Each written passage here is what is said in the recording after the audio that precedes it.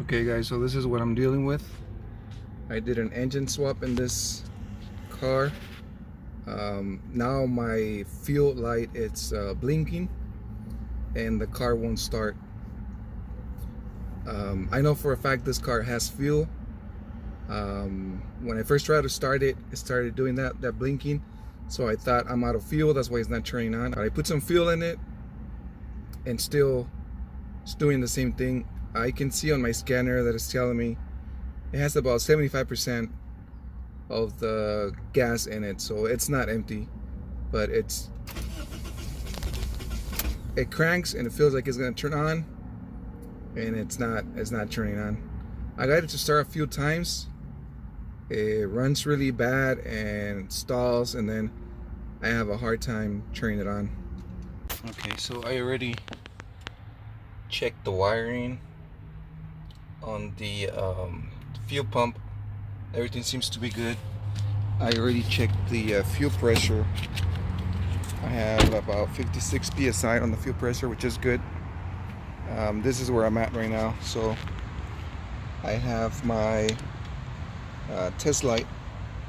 I disconnected the battery, the negative post. I have my test light connected, and this is where I'm at right now. So I have power on my ground. I did notice that if I disconnect this fuse right here, this number 10 fuse, my test light will turn off. And if I go back here, that number 10 fuse, it says backup, and that controls my radio. I don't know what else it controls, because I disconnected that and my radio wouldn't turn on anymore.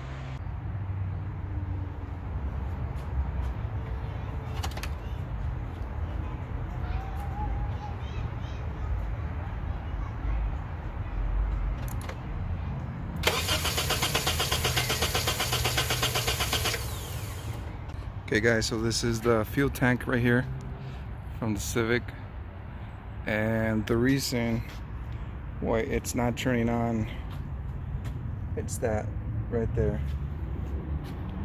It's full of antifreeze. Okay, so there's the inside of the tank. I've been wiping it down with some rags and trying to leave it as clean as possible, because you can see right there, fuel, it doesn't do that. Fuel just evaporates right away. And this one, it's just not going anywhere. It has antifreeze and water in it. Hey guys, this is the Evap canister, and that's why the car was not turning on.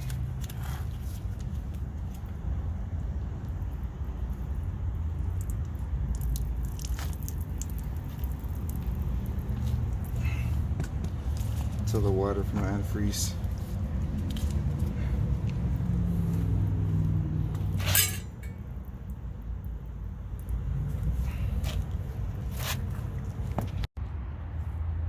Okay, I'm also changing the canister for the Evap, because it's coming up for emission, the car. I need to take it to emission. The last thing I want is check engine light, because this thing got water inside. Still feels a little heavy and still has a little water. So just went to the junkyard, pick up another one. Just gonna go ahead and replace it too. As far as why I had power in my ground, I believe this is the reason why. This starter is not from this R18 Civic. This one is from a K24, an Element. And it's different because this one, as you can see, where the bolts go, there's two holes right here. They're different.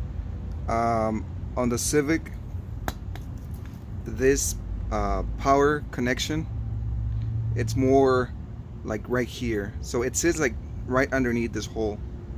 I did had a hard time putting it in, because this one, so this one, it has a little stop washer that is like right there, but the bolt itself is very long. It's about this long, and I'm thinking since this thing sits like right underneath the bolt and this plastic cover was not fully on this, not right here. I'm thinking the bolt was like this and it was touching right here. Obviously when I'm putting it on, the battery is disconnected, so it didn't make no noise, or it didn't sparks or anything. But yeah, as soon as you put the battery on, obviously you have power into your chassis, because the power is going to this bolt. This bolt obviously is connected to your transmission and to your engine, therefore it's powering everything else. So I think that's where the power was coming into the ground, and I don't have that anymore. So that's the only explanation I have as far as why was I having power into my ground, my chassis. And this is the fuel pump. This is what kept getting messed up. I don't know if it's because of the water inside the fuel tank, or because the power that was going into the chassis, but this fuel level sensor was getting messed up, and that's why the light kept flashing. Okay guys, so this is where all the problems started. It's hard to tell by this image because it's so crowded in there, but I'm going to show you right here on this throttle body. So there's two hoses. This one, it's located like this. These two hoses were swapped. I had somebody help me. They plugged this hose over here, and this connection right here, and this one was connected over here. The problem is this one is the return line for the canister, the Evap canister that goes back into your fuel tank. This one, it's a coolant line. What happened was they were switched, and all the coolant was going into the Evap canister, therefore back into the gas tank, and therefore that's why the car wouldn't start. Right now, let me show you.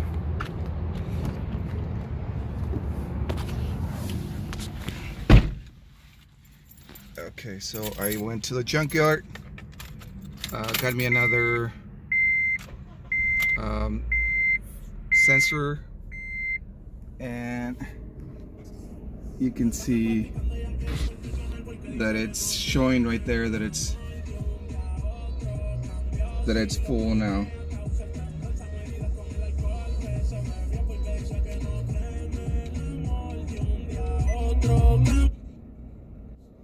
Okay, so you see right now it shows that it's full. My temperature showing good there, and the car is on. So yeah, that was the whole problem.